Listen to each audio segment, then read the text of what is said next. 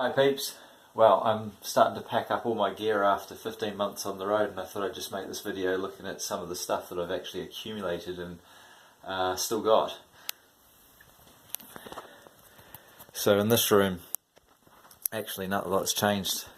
I'm still carrying a backpack. Unfortunately, I had to go clothes shopping at the end of a big trip. What you realise is everything that you own is stuffed. So I've gained about 3 kilos in clothes that somehow I've got to get on a plane and get back.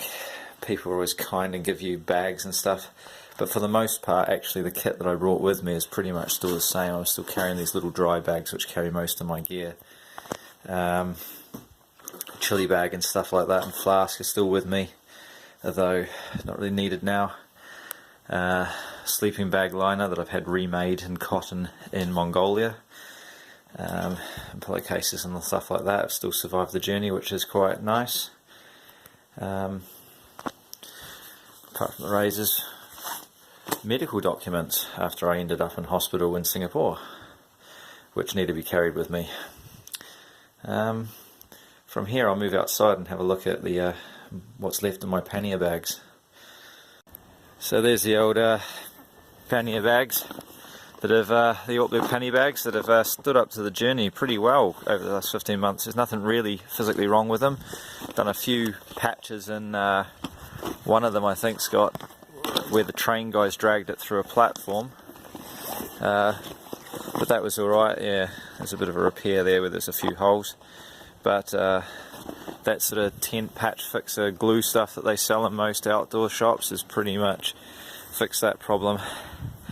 So yeah, there's a look at the last of my gear. A few bits accumulated, but for the most part I've pretty much stuck with what I had. But as you do along the way, you do pick up some silly things. Dive watch and kotal, trout reel and fishing rod in Mongolia, extra straps I think I brought in China. Probably the most silliest thing I brought with me was probably the extra chain, which I think I actually used only ever once. Poncho I brought in China, although I've carried it with me since then. I haven't actually used it, but it was the best thing investment I ever brought in China.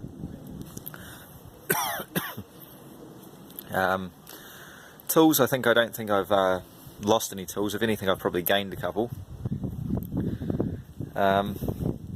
Luckily I've never needed to use my first aid kit for much, but that's probably one of the things I would always carry with me. The old Primus cooker, the OmniFuel, that's the titanium light that I have in there. That's been brilliant. It's handled all the abuse I've given it. The tent. Like most people, I'm carrying the Hubba NX, and that one there is the only thing I've really had to do was that I did snap a pole at one stage, but MSR sent that out to me pretty quickly, and I was already in Singapore by that stage, so it was quite a convenient thing that it happened there rather than somewhere really far out. Helmet's probably seen better days. I think that's going to be replaced when I get home. Interesting enough, I used one of these Thermalite Z-Rest things. It's really good. The only thing I did find that after a while the little bubbles that are in it start to compress and don't give you so much support as they once did. But you kind of get used to sleeping on it and it doesn't make a difference. My old sleeping bag, well, it's survived the journey, and actually it stayed pretty clean, but I might have to consider replacing that. I think it's seen better days, to be perfectly honest. Now looking down here,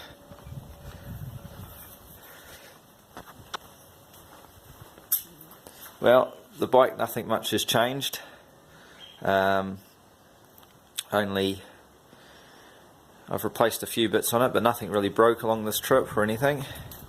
And now it's just a matter, unfortunately, of breaking it down and getting it into this box, which was kindly given to me by a local bike shop. And I'll just pack my panniers into one box, which is actually inside that one, and then this main bike box I'll break down my bike and do it on there. bit of a, you have to pay a few extra fees to get it on the plane for oversized luggage, and you just got to make sure it conforms with the right size limits. With Jetstar that I'm using to get to New Zealand, you've got a 40 kg limit, so you do need to be aware that that also includes your oversized item within that limit. So what am I going to do to this to get it ready? Well, I'm going to replace the chain because that's filthy and dirty and had it. The front tyre's going to have to come off, or the wheel. This rack will have to come off, and that's about it at the front end. Oh, handlebars will have to come off. Then I need to remove the pedals. They have to be taken off. And on the rear here, the only thing I'm going to remove is on my rack at the rear, which is a bit hard to see because of the way the sun's shining. I'll take these bottle racks off, these extra ones that I have on here, just because they make the bike a little bit too wide to fit inside the box. And the seat will come off, but that's easy done. And that will be then just a case of bubble wrapping the vulnerable bits and a heap of tape around the box to stop anything coming out. So yeah, that's pretty much all of it. I'm quite surprised actually at how much I've carried with me, and probably a bit ashamed at the unnecessary stuff that I've carried with me. I'm sure there's many bike packers out there that'd be horrified at some of the things I did bring, but most of it actually has been used at least once somewhere on the trip, so it was probably worth having it all. It did make me have a more comfortable time, I guess. But yeah, now's the really hard part, being in Australia here and going to New Zealand. I need to make sure everything is super clean, so that's my day mission, is washing and packing. Alright, bye now.